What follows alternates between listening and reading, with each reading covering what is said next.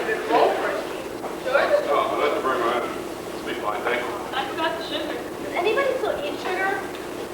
That's coffee. Can Miss Sawyer say what play we do next? I think we should vote on it. Miss Sawyer owns the theater. She doesn't own in order to talk back to the Wig Club. You provide a theater, then you get to pick out the play. I think we should do something relevant. Relevant for what? Relevant is not a noun. Everyone knows what's relevant. I thought we decided on the play about the college high school kid. Every high school kid will probably relate. It's called The Show That We Canceled. That one. That one's relevant. Of course, it's a little young for Harry now. Well, maybe somebody else. Not Star Harry. Are you serious? Forget it. I'll tell you the very play I wouldn't mind doing. Streetcar. With Harry playing a cruel tale of Wall Street. And I'm left to walk. I was hoping for a better turnout. I guess the theater for cars, that's not really up to me. But if you're directing... I have an announcement. The play we're doing? Let her announce.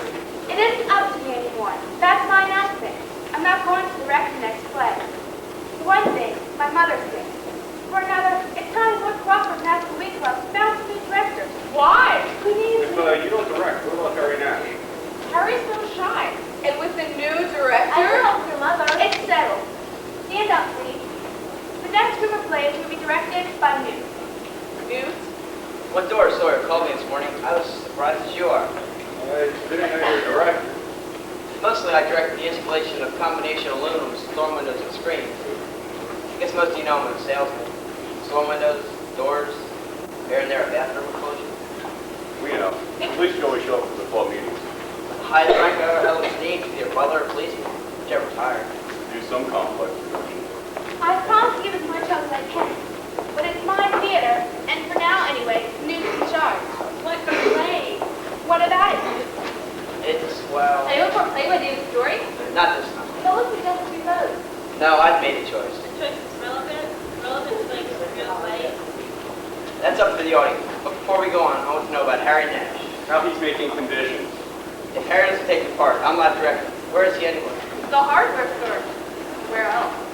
No, he never comes to the club meeting. I never see him at a meeting, but I didn't Couldn't realize. drag him. He's our best actor. He comes out shy horror schools. Well, it isn't to Harry's exclusive. He doesn't have anything else to do. He isn't married. Doesn't go out with any girl. No men friends either. He's just too shy for sitting in the movie. I saw him play the Jimmy Porter role and look back in anger. Pure, blazing pure. And then the idiotic part named for being earnest. After that, Henry VIII. Anyone can play those roles. Let's see. He's never a Harry Nash. The moment the curtain goes up, he's body, soul, and script tells him to be. But in real life, he gives to anybody. Talk about identity problems. Please, don't start to psychoanalyze. What performance? He was like a charge of Richard Burton. Well, then tell me this North Harbor where he worked for 5 minutes. His personality was about as flawed as a beef break. You stopped in. Don't ask why. We're on a short piece by Strindberg. It's a very difficult role. Strindberg, Janet's death, the father. Miss Julie. Never thought I'd be starting a project on Strindberg. Miss Julie. And there are 2 difficult roles. I better get down to Miller's Hardware and start looking on the lead breaks. Well, our first reading's tomorrow night. Now, Miss Julie. 8 o'clock tomorrow night. Consider it relative to the problem of a reconstruction construction. Or you can prefer women's lit. Pretty ambitious for a beginner. Not if we can get Harry. And the girl to play Julie.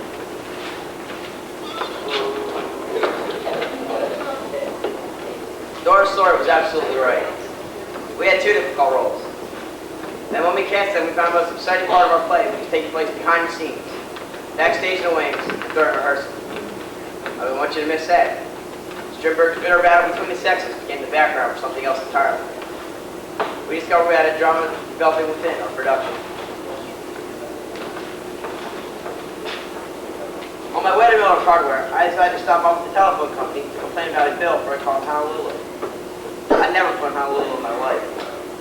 And there was this beautiful girl I'd never seen before behind the counter at the phone company. She explained about the bill.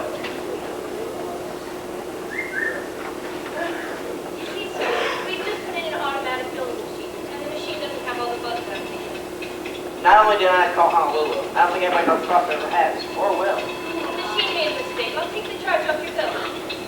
Are you from around there, Trump? I just came in with a new billing machine. Teach Globe's girl how to take care of it. After that, I'll go someplace else with some other machine. Well, as long as people keep coming along with machines, I guess we're all right. What? When machines start delivering themselves, that's when better start working. Oh. wasn't very interested in that subject. I started wondering if she was interested in anything at all. She seemed kind of numb, almost a machine herself. An automatic phone company politeness machine. Sir, I have all the information. Was there anything else? How long will we be in town? In each town 8 weeks. Each town 8 weeks. I've been traveling from town to town like this for the last few years. Always a stranger. Why did you ask? Because I have a hunch. We have an amateur theater group here, and we're only trying for a play. Why don't you try out? Me? Why not? That's the first time anyone's asked me what he could have me. There's a better way to get to know a lot of people fast than being a play with them. This is where you come. Sir, my name is Helene Shaw, and I might just come. I hope you do, Helene. I might just surprise you. And myself. Never seen a girl with such pretty eyes, but at the same time, with so little hope in them. Before talking to Harry Nash, I thought I'd find out more about her. There didn't seem to be anything, except that the town knows Crawford could go on enjoying his performances forever. He was always so good at a role. Somebody suggested he should go to a psychiatrist so he could be something important and colorful in real life too. So he could get a girl anyway, and maybe a better job than clerking or hardware for minimum pay. But I don't know what a psychiatrist could have turned up. Maybe he figured part of the problem was that Harry had left on the doorstep of the Unitarian Church when he was just a baby. He never did find out who his parents are. When I told him I'd been a porting director and that I wanted him to be in a play, he said what he always said to anybody asked him to be in a play. It was kind of sad to think about it. Where am I this time? Here's a script. Tryouts tomorrow night, 8 o'clock. Thank you, sir. I'll be right on time. The girl was right about Harry's personality. George, Sawyer, and Mary helped with the tryouts. They're held in the meeting room on the second floor of the North Crawford Public Library. Those who wanted to try out waited below as we called them up one by one. Harry was earliest, as though he might not consider it. The role is a servant in the Count's household. An arrogant servant who makes love to the Count's daughter, Miss Julie. I cued Harry as he read the scene where he's driving Mr. Jerkborn to suicide. It was a play in itself. Strindberg had written it all in. Strindberg didn't write the part, for instance, where Harry, who was such a slight little guy, adds 50 pounds to his weight, 4 inches to his height, and authority to his voice, just by picking up a playbook. Suddenly he was huge and handsome, conceited and cruel. Just reading with him, he bullied me into leaving. I was a frail young girl in love with a sexy gorilla who was destroying her. And then he turned back into the pale hardware store clerk again.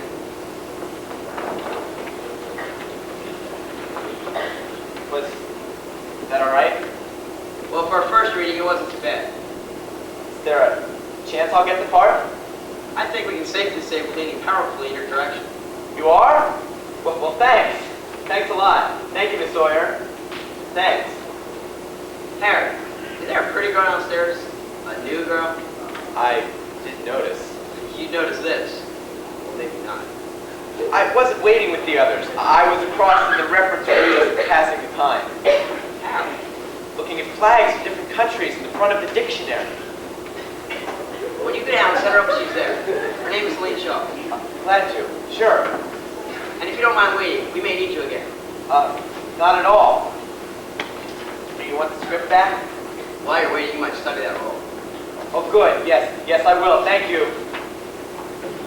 Why did you pretend if they doubt that I'm getting the part? I don't suppose he's pretending. Solve your own problem. You still have to cast the girl. Any solid hopes on your list? It's a special sort of part. Anyway, here's your hunch. We had our hearts broken. Such a beautiful girl, but at the same time, so vulnerable. Which is exactly what the part calls for. She couldn't act for sour apples. No matter what we gave her to read, she was the same girl, the same smile, for anyone who had complained about their phone bill. Helene, try to understand. You're a lonely girl. Your parents have taken out their own difficulties on you. You love a terrible man, a servant in your own home, because you need love from this man. I know. Then express it. Read him where he tells you, come down to my level and I'll lift this boat up. What scene made me think you handsome? Was it the appeal of strength to someone who needs strength, or could it be love? Could it be that? Do you have any idea what I'm talking about? Do you know what it is to love? Dear, can I ask you a personal question? Go ahead. Have you ever been in love? The reason I ask, remembering someone's love might help you put some more warmth into your acting. I travel a lot, and practically all the men in the different companies I visit are married. I never stay anywhere long enough to know many people who aren't. What about school? Everyone falls in love at school. Even there, I'm always moving. My father was a construction worker, following jobs around. So I was either saying hello or goodbye to someplace. I see. Wow. Would movie stars count? Like on television? I don't mean in real life. I've never known any in real life. I just mean up on the screen. That's lovely kind. Yes, it is. I used to sit through movies over and over and pretend I was married to whoever the male star was. Wherever we moved, the screen stars were always there. Well, thank you, Michelle. You can now step in with the others, please. All right, and thank you. We'll let you know. I was terrible, wasn't I? What? Terrible. We don't think it's such I'm a thing. walking icebox, and I know it. Nobody can look at you and say, When they do get to know me, they can say it. That's what they do say. Would you like some coffee? We could go across. No, I don't. Thank you. And I don't want to be the way I am, but I can't help it to be the way I live. The only experiences I've had have been in dreams of movie stars. When I get to know someone nice in real life, I feel as though I can't touch that person, no matter how hard I try. tell her I'd like you back up here. Why? What And for? tell her I'd like you to be character. Her? Make that absolutely clear. What are you doing? It's my hunch. Please excuse me, all I was saying. A strain on anyone. You asked if I've ever been in love? Well, I haven't, but I want to be. And I know what this play's about. I read it over and over all last night. I know what Miss Tully's supposed to feel and why.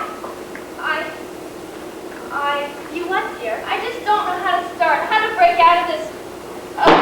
What was that? Probably the door to the stairwell. The Count's arrogant serpent. At least it was Harry Nash turning himself into that role. He came in so much in character, the sight of a weeping woman made him sneer. Harry, this is Helene Shaw. Helene, this is Harry Nash. If you were Miss Joy in a play, he'd be your lover. Hello. I'd say as looked at Helene start naked, her tears stopped, then and there. What are you doing? I want Helene to read the scene again. With Harry? Would you mind? Sure. If Julie's game. What? Julie? Miss Julie, that's you? My girl? I'm your girl. Don't do this, Newt. Helene couldn't possibly do this. I just Don't want to do see this, Newt. Don't embarrass the poor girl. The poor girl. How dare you? Uh-oh, Brad. How dare you drink my father's burgundy? Burgundy? Have you been stealing from the Count's cellar? The Count's cellar? Why not? Why not? If I could kiss his daughter, I could drink his wine. I'm the one that must be drunk. How can I involve myself with a thief? Wait, hold it. She thinks she can treat me like dirt. I want the tryout scene. Yes? Why? I want a comparison. Right. All right, Julie. Miss Julie. No need to call me Miss now, not after what's happened. I want something I can throw. What? Something representing the authority of the Count. In the script, you kicked over his boots. Not enough. I'm throwing servitude out of my life. The Count's coat is over his chair. Maybe a little ribbon in the lapel. When referring to her father, Julie can nod toward the coat on the chair, and it becomes the Count. Okay, baby, go. Please tell me this is important to you two, and hold me. Hold me. Not here, not in this house, not when the Count can ring for me to come polish his boots. That doesn't matter, not anymore. Not anymore. You don't matter anymore. Oh, Count, We can go away, start a life somewhere else. that takes money. Have you got money? Well, get it somewhere. Take it. Take it? Don't be superior, Miss Julie. Come down to my level, and I'll lift us both up. What being made me think you handsome? Was it the appeal of strength to someone who needs strength? Or could it be love? Could it be that? Do you have any idea what I'm talking about? Do you know what it is to love? What it is to love. Okay, that's it. Okay? No need to go on. Do I get the part or don't I? You'll do. You better believe it. See you at rehearsal, Julie. Out of my way. Count! Helene, Miss Shaw, Huh. part of Miss Julie is yours. You were great. I was? I know you did.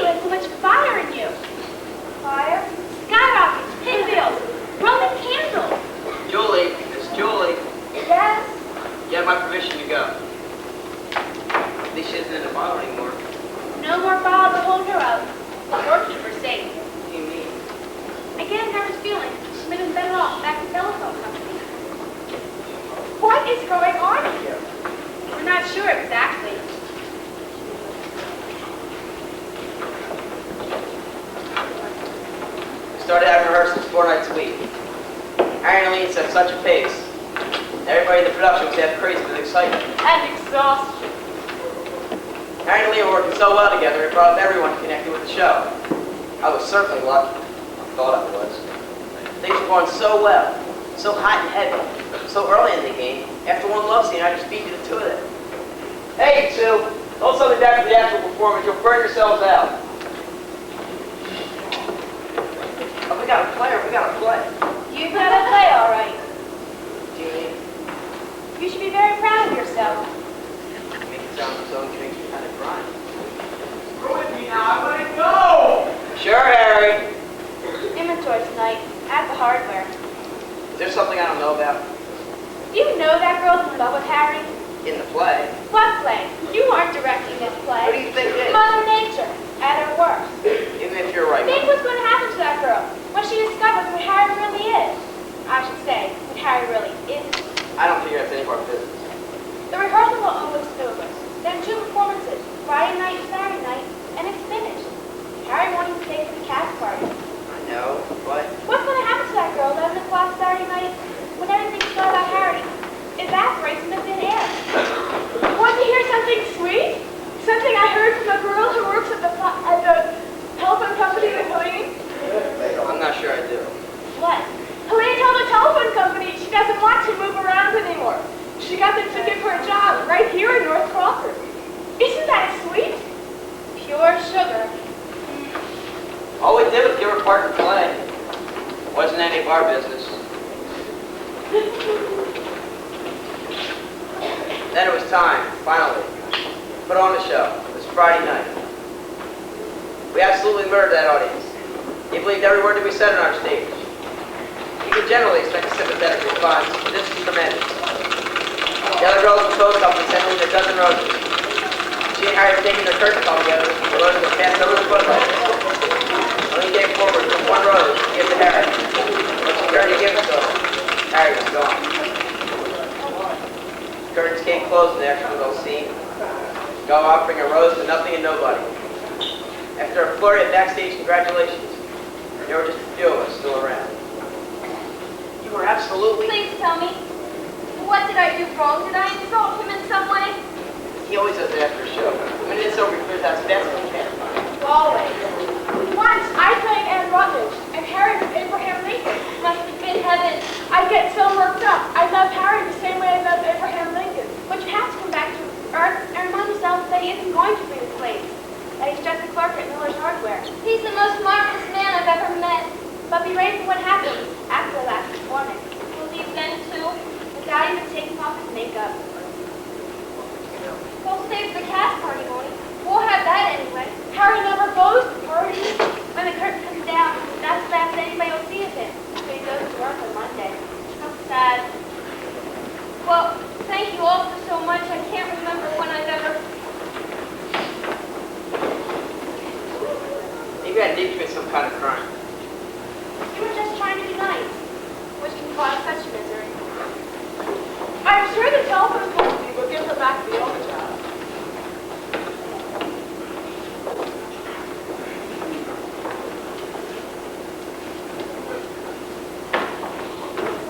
So much talk about the performance yesterday. We have an even bigger crowd for tonight. Ordinarily, it was Harry who set the pace. But for this last performance, Harry had to work to keep up with Helene. Something had taken hold of that girl. Absolutely electrifying. When the curtains came closed the last time, it was the biggest response we've ever had.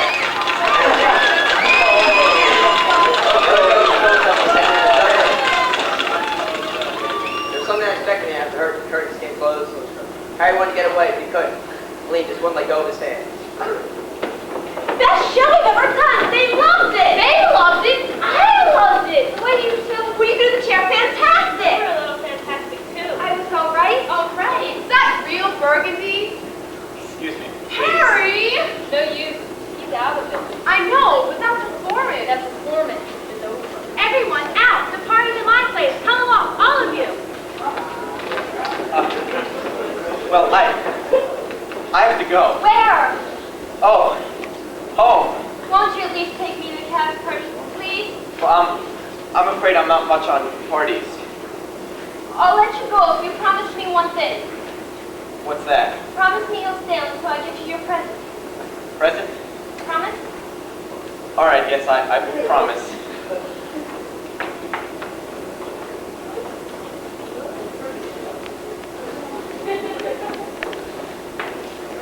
It's a play. I see. Romeo and Juliet. The ribbon marks my favorite scene. Don't you want to see what my favorite scene is? Well, Open to the marked scene. Yes, I see. Well, I really better. How came you stop hither? Tell me, and wherefore? The orchard walls are high and hard to climb, and the place death, considering who thou art, if any of my kinsmen find me here. Now look what Romeo says. Read what Romeo says. Read it. With love's light wings that I approach these walls, where stony limits cannot hold love out. And what love can do that dares love attempt. Therefore, no, that me. If they do see thee, they will murder thee. Come! Alack! There lies more pearl in thine eye than 20 of their swords. Look thou be sweet, and I am proof against their hate. I would not for the world they saw thee. Here, come with me. Oh.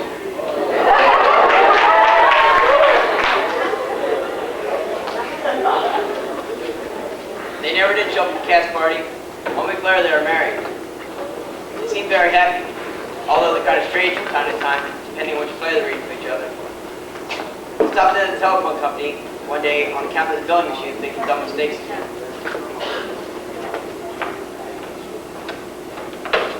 I couldn't resist asking what play she and Harry have been reading lately. In the last week, I've been married to Othello, loved by Faust, and kidnapped by Paris. Wouldn't you say I'm the luckiest girl in town? I do, and I think most of the girls in town think so too. They had their chance. Most of them couldn't stand the excitement. And I told her I was getting ready to do the next show. And asked if she and Harry would be available for the cast. And I always remember the answer. Who are we this time?